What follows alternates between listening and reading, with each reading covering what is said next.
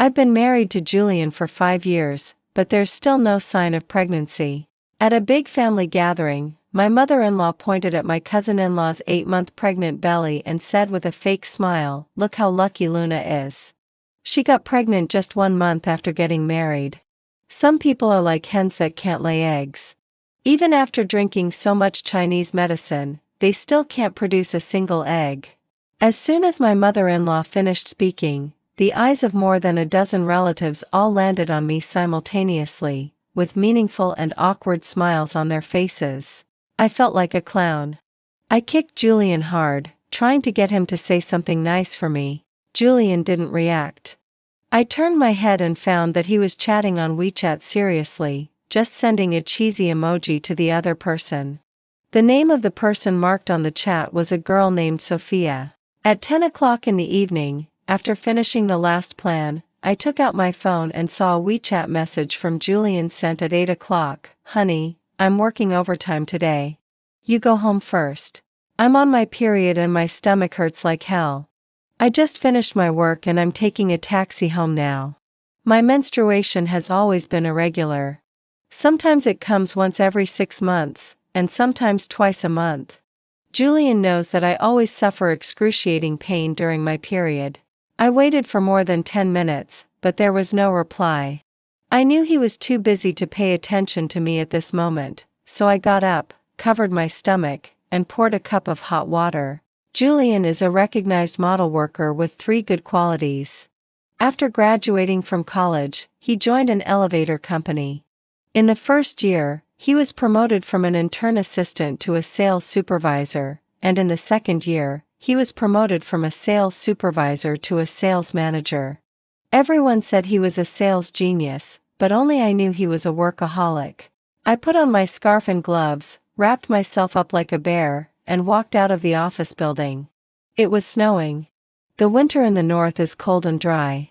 The wind, mixed with snow, blew on my face. The feeling was really refreshing. I waited for more than 10 minutes, and the express car I ordered on a certain platform finally arrived. When I got home exhausted, it was already 11:30. Standing at the door of my house, I realized I had forgotten my keys. I didn't bring my keys. My stomach hurts badly. Please come home quickly. After sending this WeChat message to Julian, I put my bag on the ground, sat leaning against the door, wanting to rest for a while, and then I fell asleep unconsciously. "Emma, wake up. Why are you sleeping here?" Julian's tone was a bit reproachful. I naturally thought he was worried about me, so I nestled in his arms and entered the house. "Look, you're almost 30 years old, but still so muddle-headed. Why didn't you bring your keys when you went out?" He sounded a bit annoyed. Julian has been busy with a big project recently, and these days are the crucial period of bidding. I sniffed, slumped into the sofa, and said, "Sorry, honey. Did I delay your work?" A trace of imperceptible guilt flashed across Julian's face. "You take a rest for a while. I'll make you a bowl of ginger tea." Julian's tall figure was reflected on the glass door of the kitchen. At this time, his phone screen suddenly lit up. I, somehow, clicked on the WeChat. "Julian, thank you for treating us to a big meal and watching a movie. I've arrived home safely." "That's good. I was still worried about you. I was supposed to send you home, but I had something come up and broke my promise." "Julian, don't worry. You forgot? I'm like Sailor Moon." The last sentence was just sent by the other person, and the chat between the two ended at this sentence. I suddenly realized why Julian was annoyed. Maybe it wasn't because I had delayed his work. The WeChat note of the other person was Sophia. I had heard this name from Julian. He said she was a careless intern. I remembered that when he mentioned her, he looked calm and straightforward. I clicked on the WeChat avatar. It was a beautiful girl holding a candied hawthorn, covering half of her face. My sixth sense told me that this girl had an unusual relationship with Julian. I nervously glanced at the busy figure in the kitchen, quickly wrote down the other person's WeChat ID, and then marked the WeChat message I just read as unread. Just as I finished doing this, Julian just brought out the hot ginger soup. "What were you busy with during overtime today?" Julian paused for a moment. It's still that project in Nanchang. The bid opening is in a few days. The team is busy rushing to prepare the tender documents. Once this project is won, this year's performance will be exceeded. As he spoke, he picked up his phone, glanced at WeChat, and then quickly switched to other web pages. I replied with an and didn't say anything more, still lowering my head to drink the ginger soup. I met Sophia in person 3 days later in the evening. That day, I had just taken a bath and was lying on the sofa reading the Financial Times when my phone rang with an unknown call. Hello, Emma. I'm Sophia. I'm downstairs at your place. Julian has drunk too much. Could you come down and pick him up? I was stunned for a few seconds. I put on a wide black down jacket and a pair of snow boots and went downstairs. Under the dim light, I saw Julian squatting on the ground vomiting not far away. I rushed over in a hurry. You must be Emma. I'm sorry. Some colleagues in the group forced me to drink at the dinner today. Julian helped me drink, and he accidentally drank too much. You don't mind, do you? I looked up. I met Sophia's big eyes that were glistening with tears under the light. She looked even younger and more beautiful than in her WeChat avatar. She was wearing a small pink hat and a light beige down jacket. The moonlight made her skin look snow-white. I smiled and shook my head. Our Julian has always been very concerned about his subordinates. Why would I mind? It seemed that a trace of disappointment flashed in Sophia's eyes. Julian interrupted the delicate deadlock between her and me. He leaned on my arm to stand up straight and patted me on the shoulder. Emma, our project in Nanchang has won the bid. I've completed my performance this year. I'm so happy that I had a few more drinks. Next year, we can change to a bigger house. You've drunk too much. Let's go home first. I'm not drunk. Who says I'm drunk? People who are drunk always say they're not drunk. Sophia smiled casually beside us, interrupting our conversation. Emma is really lucky. Julian is a well-known three-good man in our company. He's not only handsome, makes a lot of money, but also takes good care of the family. Really? I don't really hope he's that good. After all, good men are easy to be coveted. Sophia was stunned for a moment. She probably didn't expect me to be so straightforward. Then she smiled again, as if nothing had happened, and handed Julian's coat to me. Julian, Emma, if there's nothing else, I'll go home first. I took Julian's dark blue windbreaker. By the moonlight, I clearly saw the back of Sophia's outstretched left hand, on which there was a bright red rose tattooed. I stood there, stunned. Half a month ago, Julian and I were snuggled up on the sofa watching a movie. He suddenly said casually, Emma, I want to get a tattoo. I was chewing on potato chips and thought Julian was joking.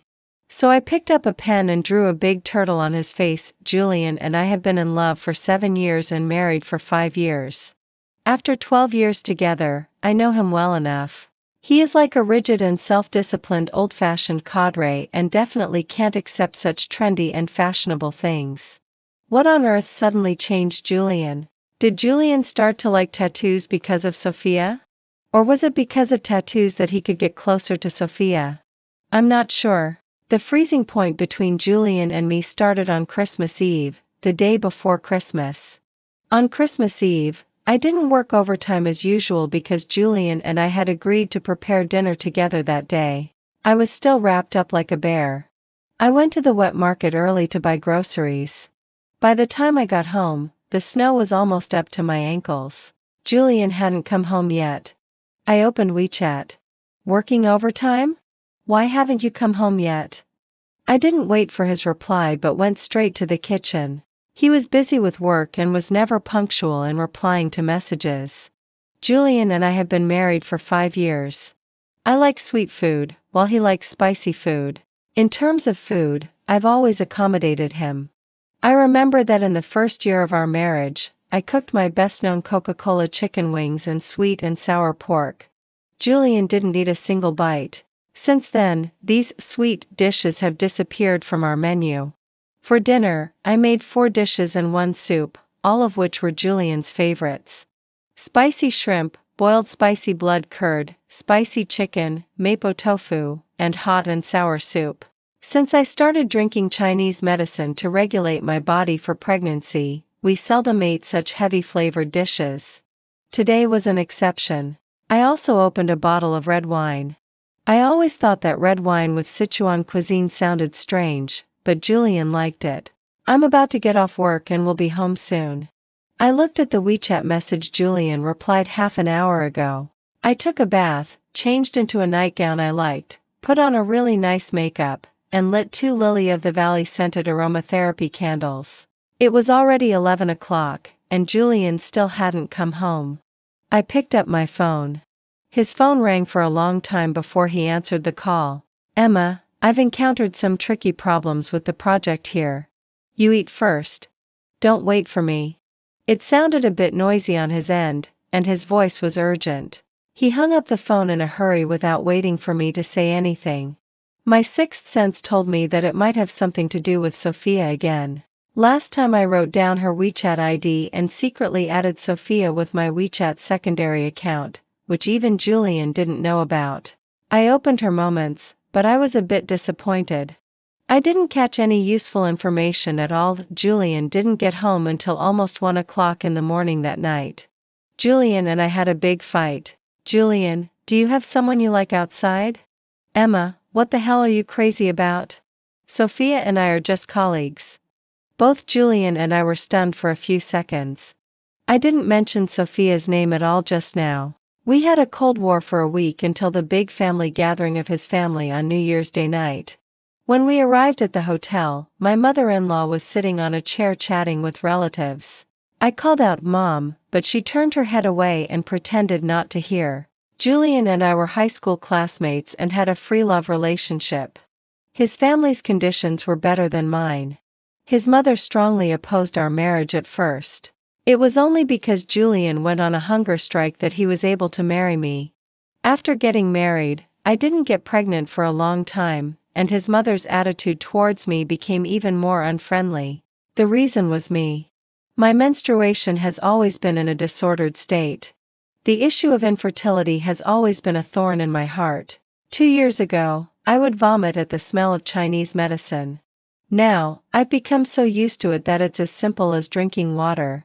I once proposed to do in vitro fertilization, but Julian strongly refused. He said he would rather have no children than let me suffer that. All the relatives at the gathering had arrived. My mother-in-law stared at my cousin-in-law's bulging belly and suddenly said in a sarcastic tone, "Look how lucky our Luna is. She got pregnant less than a month after getting married. Some people are like hens that can't lay eggs. Even after drinking so much Chinese medicine, they still can't produce a single egg." The cheerful atmosphere just now suddenly became awkwardly quiet. Everyone turned their eyes to me. I kicked Julian beside me, trying to get him to say something nice for me. He didn't react.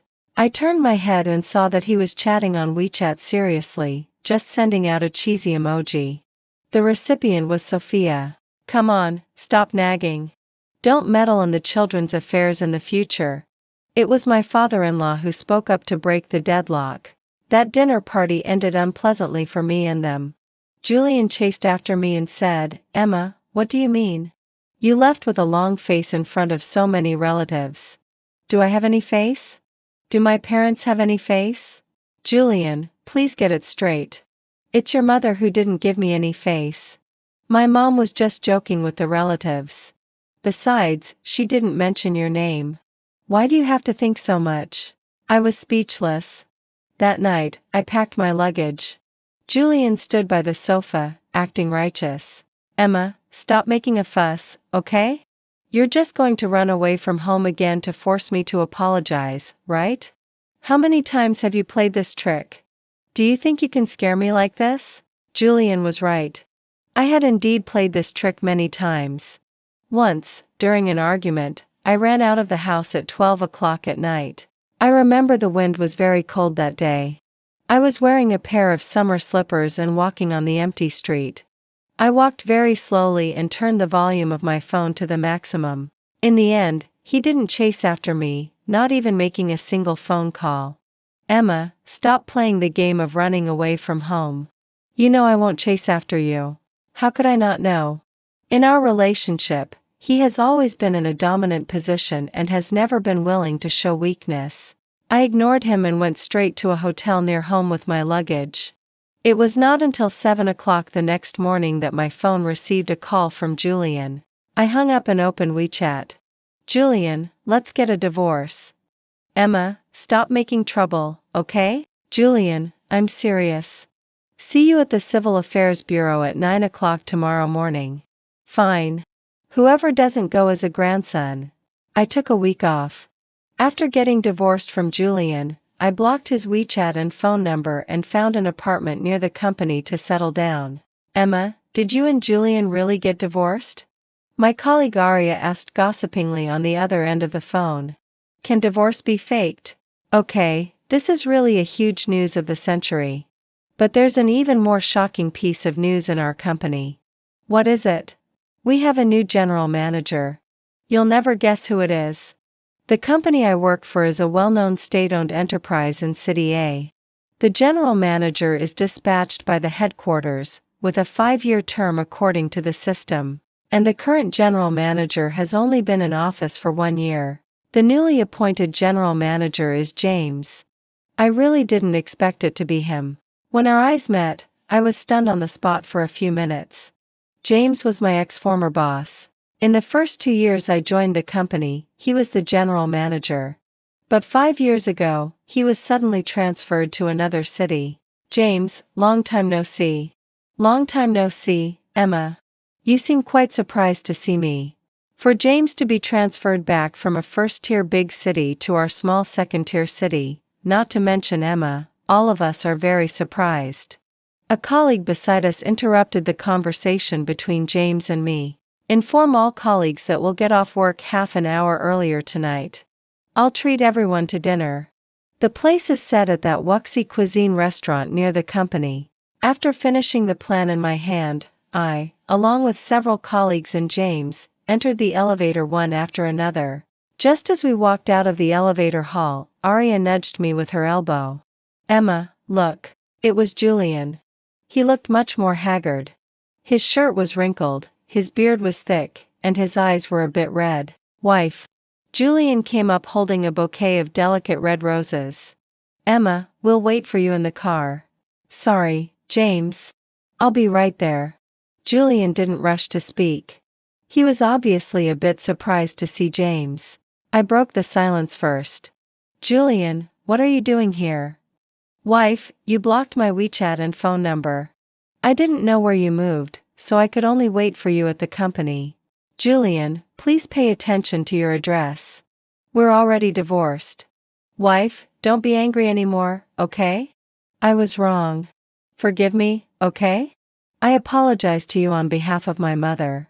I pushed aside the bouquet of flowers Julian handed me. Julian, our divorce has nothing to do with your mother. Is it because of Sophia then?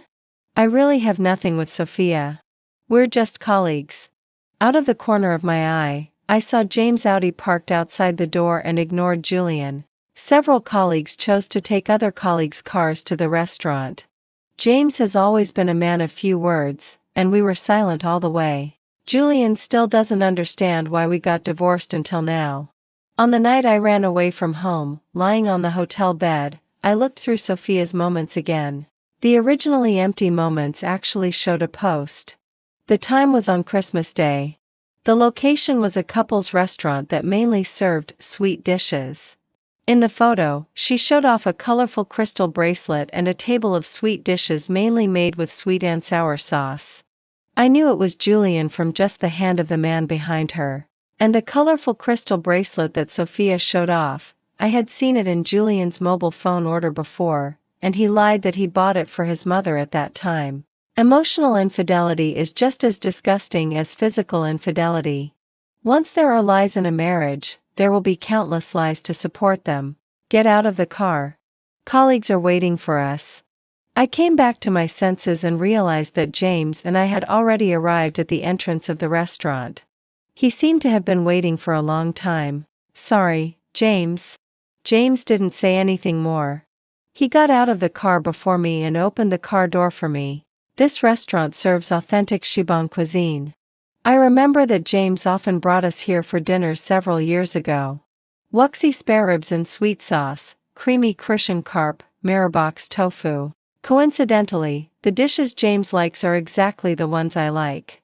Halfway through the meal, several nosy colleagues started gossiping.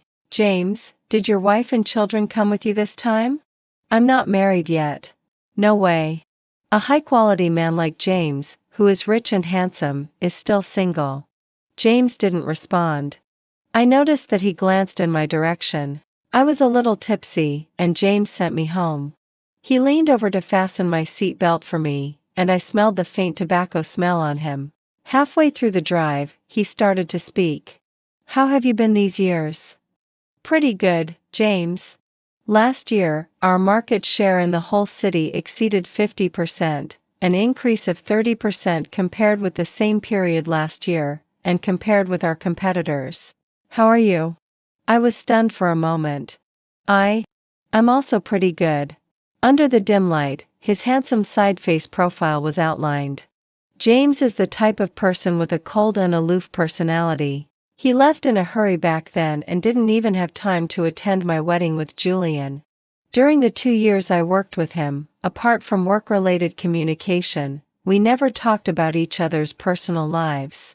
These days, Julian still blocks the way downstairs of my company every day.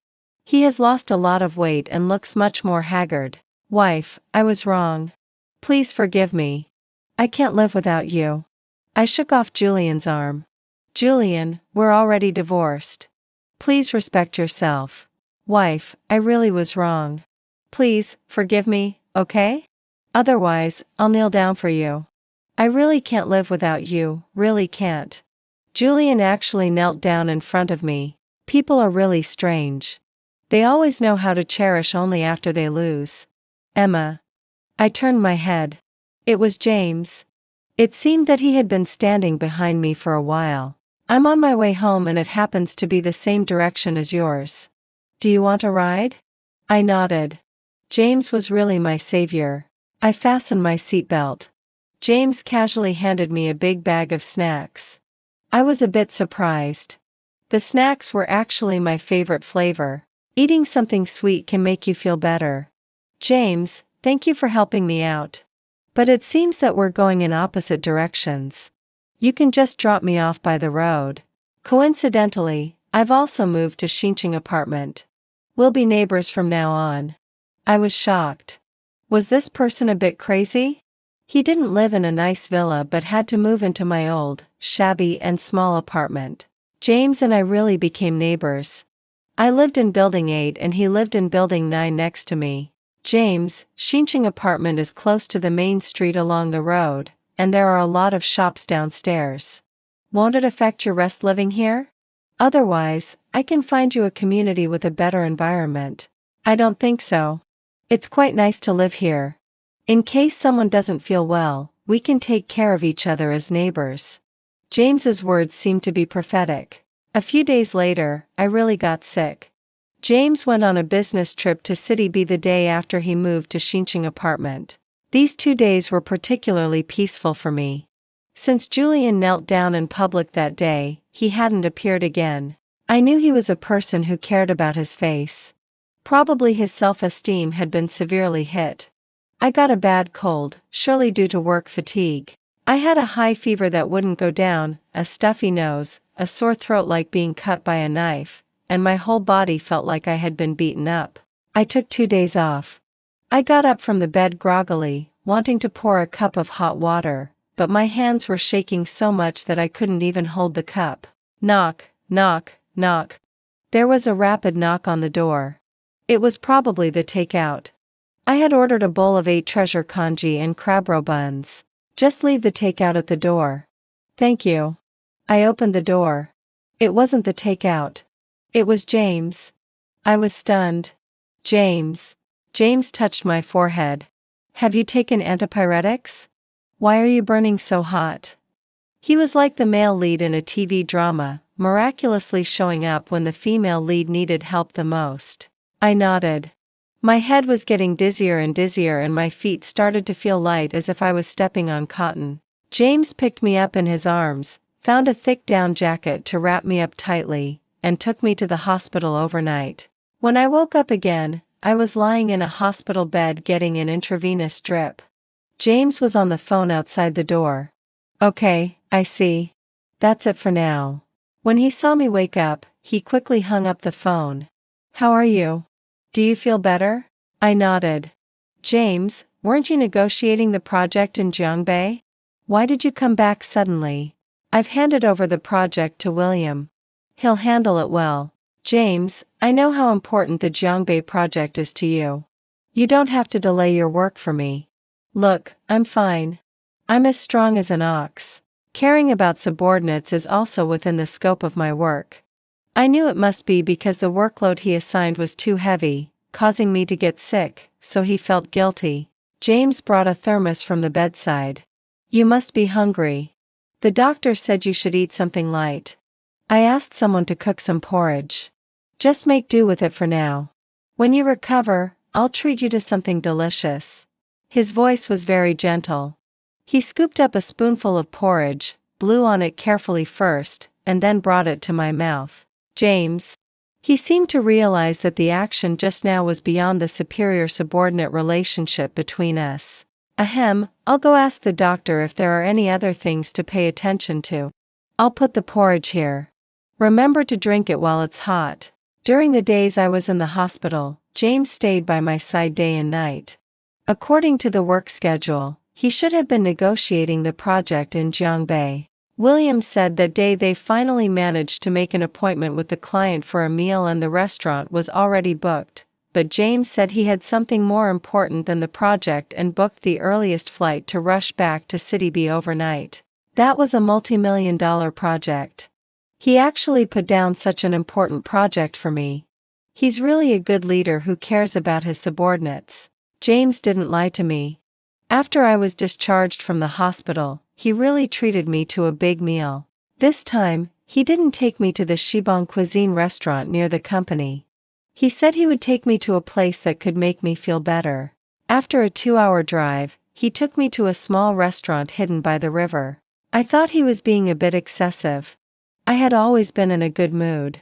However, the scenery here was really beautiful. I could see the green mountains and clear waters as soon as I opened the window. The food also suited my taste.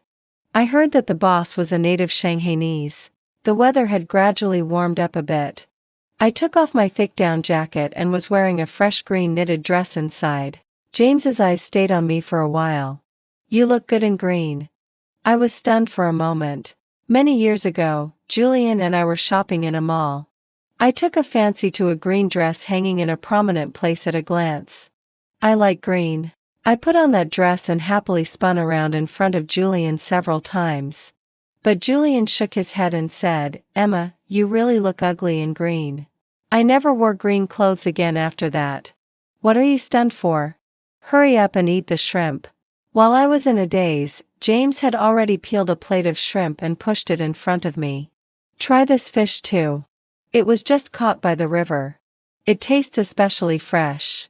He deliberately picked the fattest piece of meat from the belly of the fish and carefully removed all the fish bones. I like eating fish, but I'm afraid of the bones. One Valentine's Day, Julian made a spicy fish. He spent a long time on it and proudly said that this dish was comparable to those made by state banquet chefs. I took a bite. In fact, it was overly numbing, spicy, and salty. The numbing and spicy taste even paralyzed my taste buds, and I didn't even notice when I swallowed a fishbone. Emma, how could you be so clumsy? You got a fishbone stuck while eating fish. I was sitting in the corridor of the hospital, pinching a bloody fishbone in my hand, and said sorry to Julian. Suddenly, James handed me a wet wipe. The wind by the river is strong. You're crying. Wipe your tears. I replied with an mm. Out of the corner of my eye, I saw a girl smiling brightly walking towards the restaurant. It was Sophia. At the same time, she also saw me. She was holding a man's hand, chatting and laughing. It seemed that she first gave a few simple instructions to the person she was with, and then walked towards me. The boss and I are old acquaintances who haven't seen each other for years. I'm just going to catch up. You two talk. James seemed to know that Sophia had something to say, so he made an excuse and left. Emma, did you really divorce Julian? I nodded. Sophia carefully recalled the night of Christmas. On Christmas Day, Julian was on his way home for dinner. He suddenly received a call from Sophia on the way. She lied that she was at the Ching Ching Lovers restaurant and a stranger was following her. That's how he was tricked there. Then, Sophia invited him to have dinner at the restaurant on the pretext of thanking him for saving her. The colorful crystal bracelet was a bet that Julian lost to Sophia. Several colleagues in their group made a bet, and Julian lost. As for the Moments post sent on Christmas Day, Sophia initially set it to be visible to a specific group, and even Julian couldn't see it. On New Year's Day, Julian sent Sophia a WeChat message telling her that they should keep their distance in the future. Sophia was angry and deliberately showed that Moments post to me. Sophia had already guessed that it was my secondary WeChat account. Julian had accidentally revealed that I liked green, and my secondary WeChat account had a green sticker as its background. Emma, Julian is actually a good man. He didn't cheat. I didn't respond. Sophia continued to blink her big, glittering eyes. Sorry, Emma. It's all because of me. I smiled. Do you think I look good in this green dress? Sophia looked puzzled, then nodded. Yes, you do. Today, Arya called me to accompany her to the hospital for a prenatal checkup. Her husband was on a business trip out of town. I was very happy. I was going to be an aunt again. This girl had just gotten pregnant and had a frequent urge to urinate. As soon as she came out of the doctor's office, she thrust the prenatal test report into my hand and dashed towards the bathroom. Emma. I heard someone call my name. It was Isabella. She was Julian's high school classmate and the attending physician in the reproductive department of the maternity hospital. Julian and I had our pre-pregnancy checkups done by her back then. Where's Julian? Why are you here alone? She stopped in front of me, looked down at the ultrasound report in my hand, and said, about 10 weeks of pregnancy. Congratulations, Emma. You're pregnant. Julian and I got divorced rather quickly, and most of our friends didn't know the news of our divorce. Before I could explain, Isabella continued, as soon as the results of your pre-pregnancy checkup came out 2 years ago, Julian was extremely anxious. I had already told Julian that his asthenozoospermia could be treated. You're both young, so everything is solvable. Asthenozoospermia? When I heard these 3 words, my mind went blank with a boom. Wasn't it because of my irregular menstruation that we couldn't get pregnant? Your irregular menstruation is just a minor problem. It can be adjusted. Okay, I won't say more. The director is waiting for me. Remember to ask Julian to invite me for a drink when the baby is born. I stood there, my mind receiving so much information that it felt like my CPU was about to overheat. 2 years ago, Julian and I went to Isabella for a pre-pregnancy checkup. I didn't see the results. Julian told me that the reason for our infertility was my irregular menstruation. So, for the past 2 years, I've been taking medicine. Chinese medicine, Western medicine, on and off, never stopping. The days of infertility were really tough. It wasn't the bitterness of the medicine, but the constant sarcasm I endured and the sense of debt and guilt I felt towards Julian in my heart. I once mentioned in vitro fertilization to Julian, and he said he would rather not have children than let me suffer that. I was so moved that I burst into tears. Thinking of all these, my eyes felt a bit stinging. After sending Arya home, I half lay on the floor, leaning against the sofa, and drank a lot of wine. James came. The moment I saw him, my tears couldn't hold back any longer. I hugged him and cried for a long time. James was like a quiet listener. After I finished venting, he wiped my tears for me. He didn't ask me why I was crying. Instead, he turned and went to the kitchen. Soon, he brought out a bowl of steaming tomato and egg noodles with thick sauce. Drinking without eating will hurt your stomach. Eat the noodles while they're hot. Half a year passed, and James and I still maintained an ambiguous relationship that was more than friendship but less than love. He had never said that he liked me, but I knew he did. I had guessed his feelings since he moved into Shinching apartment. I just didn't know when his feelings for me started. Maybe it was 7 years ago? But all these didn't matter. When loving someone, the starting point isn't important. The most important thing is the end point. Ring, ring, ring. The phone rang with James' ringtone. Hello, are you a friend of the phone owner? He had a car accident on the highway and is now in the hospital for emergency treatment. Can you come over? My mind went blank again. I rushed to the hospital. They told me that the owner of the mobile phone was seriously injured and was being given all-out rescue efforts. James, you have to be okay. You have to pull through. James, I like you. I really like you. James, you mustn't have anything wrong. You have to be okay. You haven't married me yet. I collapsed outside the operating room, crying and mumbling like a crazy person. Emma. I turned around. James was standing in the sun, smiling at me. There were a few dried bloodstains on his white shirt. I rushed into his arms, confirmed several times that the bloodstains weren't from him, and then slapped him on the chest. James, you scared me to death. Emma, do the words you said just now still count? I stood on tiptoe and kissed him.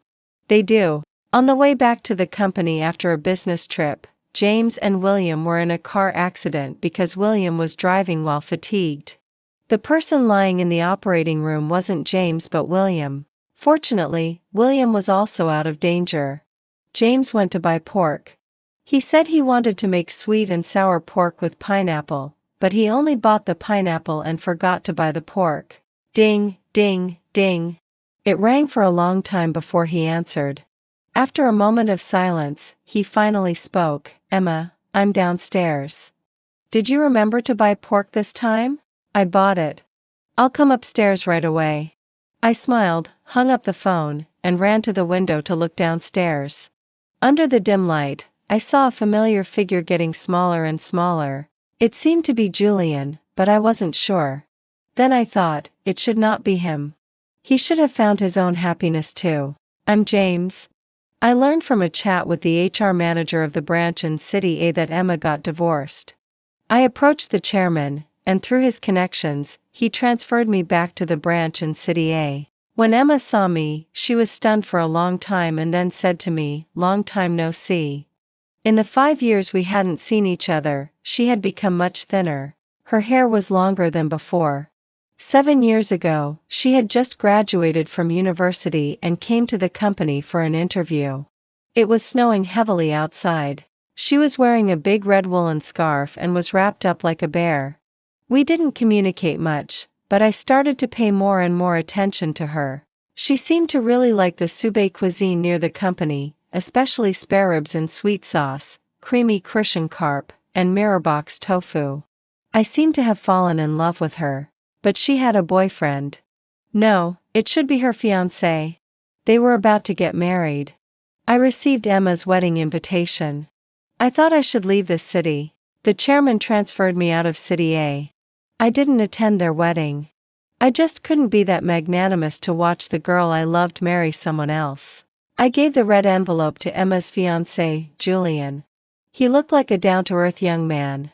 I said to him, Emma is a good girl. I hope you won't let her down.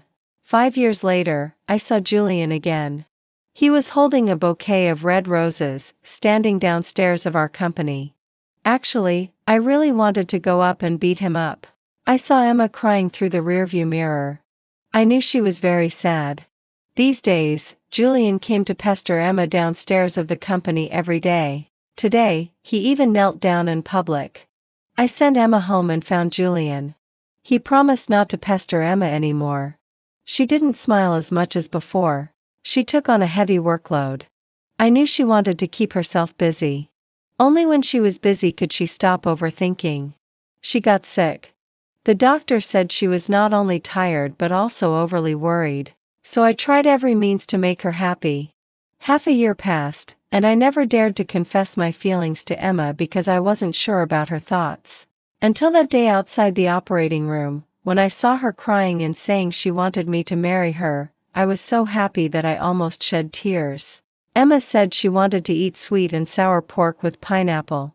I was so stupid that I only bought the pineapple and forgot to buy the pork. When I was carrying the pork to the entrance of the unit, I saw Julian. "What are you doing here?" I wasn't polite to him. He had hurt Emma, and I would never forgive him. "Is Emma happy?" I didn't answer. I answered the call from Emma and turned on the speaker. After hanging up the phone, he left. Under the dim light, his back looked a bit lonely. "I'm Julian. Isabella sent me the pre-pregnancy physical examination report. I had asthenozoospermia, probably the result of long-term staying up late.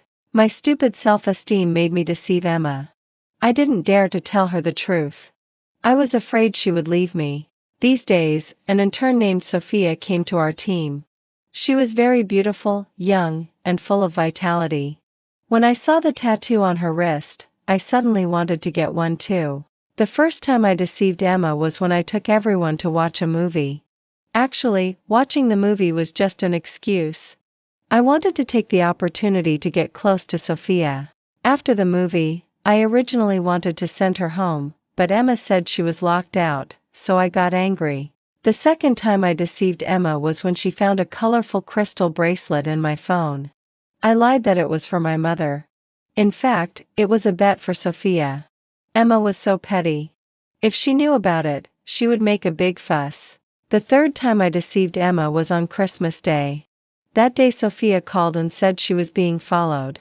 I rushed to the location she sent me in a panic and had a Christmas dinner with her. It was on that Christmas night. Emma fell asleep on the sofa. There were all the dishes I liked on the table. Looking at everything she had arranged, I suddenly regretted it. When she woke up, she asked if I had someone I liked outside. Although I felt guilty, I was stubborn and had a few words with her. Then we had a cold war for a few days. Isn't this how we men usually solve problems when there are quarrels between husband and wife? During these days of the Cold War, I reflected on myself. I really shouldn't have gotten too close to Sophia. On New Year's Day, I had a showdown with Sophia on WeChat.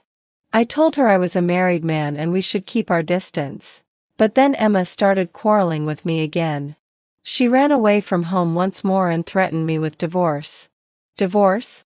I'm not afraid. I bet she would come back to me obediently within a few days. But she blocked all my contact information.